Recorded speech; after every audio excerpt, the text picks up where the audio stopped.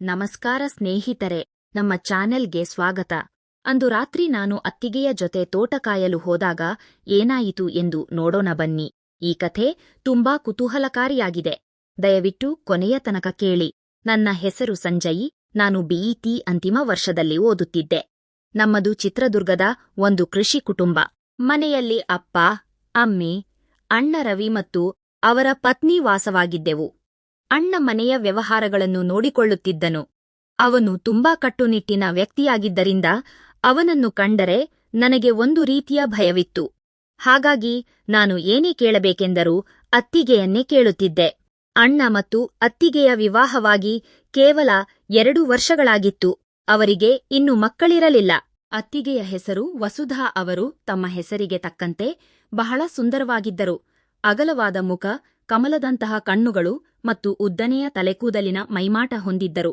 ಅವರ ಸೌಂದರ್ಯವನ್ನು ಕಂಡು ಅಣ್ಣ ನಿಜವಾಗಿಯೂ ಅದೃಷ್ಟವಂತ ಎಂದು ನಾನು ಮನಸ್ಸಿನಲ್ಲೇ ಅಂದುಕೊಳ್ಳುತ್ತಿದ್ದೆ. ನನಗೆ ಅತ್ತಿಗೆಯ ಜೊತೆ ಒಂದು ರೀತಿಯ ಆತ್ಮೀಯತೆ ಬೆಳೆದಿತ್ತು. ನಾನು ಏನೇ ಬೇಕಾದರೂ ಅತ್ತಿಗೆಯನ್ನೇ ಕೇಳುತ್ತಿದ್ದೆ. ನಿನಗೆ ಅತ್ತಿಗೆಯನ್ನು ಬಿಟ್ಟರೆ ಮನೆಯಲ್ಲಿ ಯಾರೂ ಕಾಣುವುದಿಲ್ಲ ಎಂದು ಅಮ್ಮ ಯಾವಾಗಲೂ ನನ್ನನ್ನು ರೇಗಿಸುತ್ತಿದ್ದರು. ನಮ್ಮ ಅತ್ತಿಗೆ ಎಲ್ಲರನ್ನೂ ತುಂಬಾ ಚೆನ್ನಾಗಿ ನೋಡಿಕೊಳ್ಳುತ್ತಿದ್ದರು. ಒಂದು ದಿನ ಅಣ್ಣ ಸ್ನಾನಕ್ಕೆಂದು ಟವಲ್ ತೆಗೆದುಕೊಂಡು ಹೋಗುವುದನ್ನು ನಾನು ಗಮನಿಸಿದೆ. ಆಗ ನಾನು ಹಜಾರದಲ್ಲಿ ಟಿವಿ ನೋಡುತ್ತಿದ್ದೆ. ಅಷ್ಟರಲ್ಲಿ ಅಣ್ಣನ ಓಂ ಟೇಬಲ್ ಮೇಲೆ ರಿಂಗ್ ಆಗುತ್ತಿತ್ತು. ಅದು ತುರ್ತು ಕರೆ ಎಂದು ತಿಳಿದು ನಾನು ರಿಸೀವ್ ಮಾಡಿದೆ. ಅಣ್ಣನ ಜೊತೆ ತುರ್ತಾಗಿ ಮಾತನಾಡಬೇಕೆಂದು ಕರೆ ಮಾಡಿದವರು ಹೇಳಿದರು. ಕೂಡಲೇ ನಾನು ಫೋನ್ ತೆಗೆದುಕೊಂಡು ಬಾತ್ರೂಮ್ ಬಳಿ ಹೋದೆ. ಅಲ್ಲಿ ಅಣ್ಣ ಇರಬಹುದೆಂದು ಭಾವಿಸಿ ಅಚಾನಕ್ಕಾಗಿ ಬಾಗಿಲು ತೆರೆದೆ. ಆದರೆ ಅಲ್ಲಿ ಅಣ್ಣನಿರಲಿಲ್ಲ. ಅತ್ತಿಗೆ ಸ್ನಾನ ಮಾಡುತ್ತಿದ್ದರು. ಅವರನ್ನು ಹಾಗೆ ಕಂಡು ನಾನು ದಿಗ್ಭ್ರಮೆಗೊಂಡು ಅಲ್ಲೇ ನಿಂತುಬಿಟ್ಟೆ. ಅವರ ಸೌಂದರ್ಯವನ್ನು ಕಂಡು ಕ್ಷಣಕಾಲ ನಾನು ಮೈಮರೆತಿದ್ದೆ. ಅತ್ತಿಗೆ ಸಂಕೋಚದಿಂದ ತನ್ನನ್ನು ತಾನು ಮರೆಮಾಡಿಕೊಳ್ಳಲು ಪ್ರಯತ್ನಿಸಿದರು. ನಾನು ತಕ್ಷಣ ಕ್ಷಮಿಸಿ ಅತ್ತಿಗೆ ಎಂದು ಹೇಳಿ ಅಲ್ಲಿಂದ ಹೊರಬಂದೆ. ಅಣ್ಣ ಸ್ನಾನ ಮಾಡುತ್ತಿದ್ದಾನೆ ಎಂದು ತಪ್ಪು ತಿಳಿದು ಫೋನ್ ಕೊಡಲು ಬಂದೆ ಎಂದು ಸಮಜಾಯಿಷಿ ನೀಡಿದೆ. ಅತ್ತಿಗೆ ಏನೂ ಮಾತನಾಡಲಿಲ್ಲ. ನನಗೂ ಮುಜುಗರವಾಯಿತು. ಆದರೆ ಆ ದೃಶ್ಯ ನನ್ನ ಕಣ್ಣ ಮುಂದೆ ಹಾಗೆಯೇ ಇತ್ತು. 10 ನಿಮಿಷಗಳ ನಂತರ ಅತ್ತಿಗೆ ರೂಮಿನಿಂದ ಹೊರಬಂದರು. ಅವರು ನನ್ನ ಮುಖ ನೋಡದೆ ನೇರವಾಗಿ ತಮ್ಮ ಕೋಣೆಗೆ ಹೋದರು. ಅಷ್ಟರಲ್ಲಿ ಅಮ್ಮ ತಿಂಡಿಗೆ ಕರೆದರು. ಆದರೆ ಅತ್ತಿಗೆ ಬರಲಿಲ್ಲ. ಸ್ವಲ್ಪ ಸಮಯದ ನಂತರ ಬಂದು ಸುಮ್ಮನೆ ತಿಂಡಿ ತಿಂದು ಕೆಲಸದಲ್ಲಿ ತೊಡಗಿಕೊಂಡರು. ಮುಂದಿನ 3-4 ದಿನ ಅತ್ತಿಗೆ ನನ್ನ ಜೊತೆ ಸರಿಯಾಗಿ ಮಾತನಾಡಲಿಲ್ಲ. ಇದು ನನಗೆ ಬೇಸರ ತಂದರೂ ಮನಸ್ಸಿನ ಒಂದು ಮೂಲೆಯಲ್ಲಿ ಅದೇ ದೃಶ್ಯ ನೆನಪಾಗಿ ಸಂತೋಷವಾಗುತ್ತಿತ್ತು. ಕೆಲವು ದಿನಗಳ ನಂತರ ಅತ್ತಿಗೆ ಮತ್ತೆ ಸಹಜವಾಗಿ ಮಾತನಾಡಲು ಶುರು ಮಾಡಿದರು. ಕಾಲೇಜು ರಜೆಯಿದ್ದಾಗ ನಾನು ಅಣ್ಣನಿಗೆ ಕೃಷಿ ಕೆಲಸದಲ್ಲಿ ಸಹಾಯ ಮಾಡುತ್ತಿದ್ದೆ. ನಮ್ಮ ದಾಳಿಂಬೆ ತೋಟದಲ್ಲಿ ಹಣ್ಣುಗಳು ಕೊಯ್ಲಿಗೆ ಬಂದಿದ್ದವು. ಹಾಗಾಗಿ ಅಣ್ಣ ಮತ್ತು ನಾನು ರಾತ್ರಿ ಹೊತ್ತು ತೋಟ ಕಾಯಲು ಹೋಗುತ್ತಿದ್ದೆವು. ಒಂದು ದಿನ ನಮ್ಮ ದೊಡ್ಡಪ್ಪನಿಗೆ ಆರೋಗ್ಯ ಸರಿ ಇಲ್ಲವೆಂಬ ಕರೆ ಬಂದಿತು. ತಕ್ಷಣ ಅಪ್ಪ, ಅಮ್ಮ ಮತ್ತು ಅಣ್ಣ ದೊಡ್ಡಪ್ಪನನ್ನು ನೋಡಲು ಆಸ್ಪತ್ರೆಗೆ ತೆರಳಿದರು. ತೋಟ ಕಾಯುವ ಜವಾಬ್ದಾರಿಯನ್ನು ನನಗೆ ಮತ್ತು ಕೆಲಸಗಾರ ಕೆಂಪನಿಗೆ ವಹಿಸಿದರು. ರಾತ್ರಿ 8 ಕೆಂಪ ಬಾರದಿದ್ದಾಗ ನಾನು ಅವನ ಮನೆಗೆ ಹೋದೆ. ಅಲ್ಲಿ ಅವನು ಗಾಢ ನಿದ್ರೆಯಲ್ಲಿದ್ದನು. ನಾನು ಬೇಸರದಿಂದ ಮನೆಗೆ ವಾಪಸಾದೆ. ಅತ್ತಿಗೆ ಕೆಂಪನ ಬಗ್ಗೆ ವಿಚಾರಿಸಿದಾಗ ನಾನು ನಡೆದ ವಿಷಯವನ್ನು ತಿಳಿಸಿದೆ.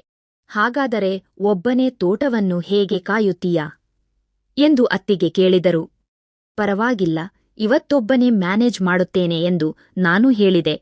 ಅದಕ್ಕೆ ಅತ್ತಿಗೆ, ನನಗೂ ಮನೆಯಲ್ಲಿ ಒಬ್ಬಳೇ ಇರಲು ಭಯವಾಗುತ್ತದೆ. ನಾನು ನಿನ್ನ ಜೊತೆ ತೋಟಕ್ಕೆ ಬರುತ್ತೇನೆ ಎಂದರು. ನಾನು ಸರಿ ಅಂದೆ. ನಂತರ ಇಬ್ಬರೂ ಊಟ ಮುಗಿಸಿ ಟಾರ್ಚ್ ಹಿಡಿದು ದಾಳಿಂಬೆ ತೋಟಕ್ಕೆ ಹೊರಟೆವು. ತೋಟದಲ್ಲಿ ನಾವು ಬೇರೆ ಬೇರೆ ದಿಕ್ಕಿನಲ್ಲಿ ಕುಳಿತಿದ್ದೆವು. ಸ್ವಲ್ಪ ಹೊತ್ತಿನ ನಂತರ ಅತ್ತಿಗೆಯಿಂದ ಕರೆ ಬಂದಿತು. ದೊಡ್ಡಪ್ಪನಿಗೆ ಏನಾದರೂ ಆಯಿತೇ ಎಂಬ ಆತಂಕದಲ್ಲಿ ಕರೆ ಸ್ವೀಕರಿಸಿದೆ.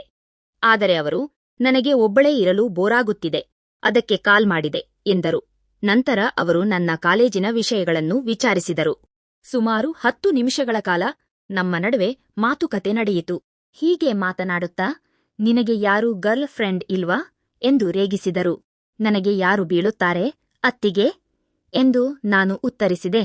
ಅದಕ್ಕೆ ಅವರು, ನೀನು ನೋಡಲು ತುಂಬಾ ಸುಂದರವಾಗಿದ್ದೀಯಾ, ನಿನಗೆ ಯಾರೂ ಇಷ್ಟ ಆಗಿಲ್ಲವೇ ಎಂದು ಕೇಳಿದರು.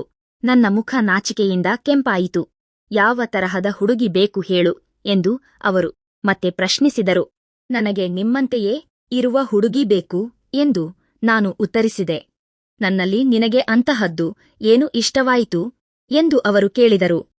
ನಿಮ್ಮ ಗುಣ, ನಡತೆ ಮತ್ತು ಸೌಂದರ್ಯ ಎಲ್ಲವೂ ಇಷ್ಟ ಎಂದು ನಾನು ಹೇಳಿದೆ. ಆಗ ಅತ್ತಿಗೆ ಕೀಟಲೆ ಮಾಡುತ್ತಾ, ನನ್ನ ಮನಸ್ಸಿನ ಸೌಂದರ್ಯವೋ ಅಥವಾ ಅಂದು ಸ್ನಾನದ ಮನೆಯಲ್ಲಿ ನೋಡಿದ ಸೌಂದರ್ಯವೋ? ನಾನು ಸ್ವಲ್ಪ ಮೌನವಾಗಿ, ನನಗೆ ಎರಡೂ ಇಷ್ಟ ಎಂದೆ, ಒಂದೇ ಬಾರಿಗೆ ನೋಡಿದ್ದಕ್ಕೆ ಅಷ್ಟು ಇಷ್ಟವಾಯಿತಾ ಎಂದು ಅವರು ನಕ್ಕರು. ಪೂರ್ತಿ ನೋಡಲು ನೀವು ಎಲ್ಲಿ ಬಿಟ್ಟಿರಿ ಎಂದು ನಾನು ತಮಾಷೆಯಾಗಿ ಕೇಳಿದೆ. ಅದಕ್ಕೆ ಅವರು, ಆಗಲೇ ಕೇಳಬೇಕಿತ್ತು, ನಾನು ತೋರಿಸುತ್ತಿದ್ದೆ ಎಂದರು. ಅವರ ಮಾತುಗಳು ನನ್ನಲ್ಲಿ ಒಂದು ರೀತಿಯ ಹೊಸ ಸಂಚಲನವನ್ನು ಉಂಟುಮಾಡಿದ್ದವು. ನನ್ನನ್ನು ಹತ್ತಿರದಿಂದ ಅನುಭವಿಸಲು ನೀನು ಸಿದ್ಧನಿದ್ದೀಯಾ ಎಂದು ಅವರು ಕೇಳಿದಾಗ ನನಗೆ ಏನೂ ಹೇಳಬೇಕೆಂದು ತೋಚಲಿಲ್ಲ. ನಿನ್ನನ್ನು ಅಂದು ಹಾಗೆ ನೋಡಿದ ಮೇಲೆ ನನ್ನಲ್ಲೂ ನಿನ್ನ ಬಗ್ಗೆ ಭಾವನೆಗಳು ಬದಲಾಗಿವೆ ಎಂದು ಅವರು ಮನದಾಳದ ಮಾತು ಹೇಳಿದರು. ಈಗಲೇ ನಿನ್ನನ್ನು ನೋಡಬೇಕೆನಿಸುತ್ತಿದೆ, ಇಲ್ಲಿಗೆ ಬಾ ಎಂದು ಕರೆದರು.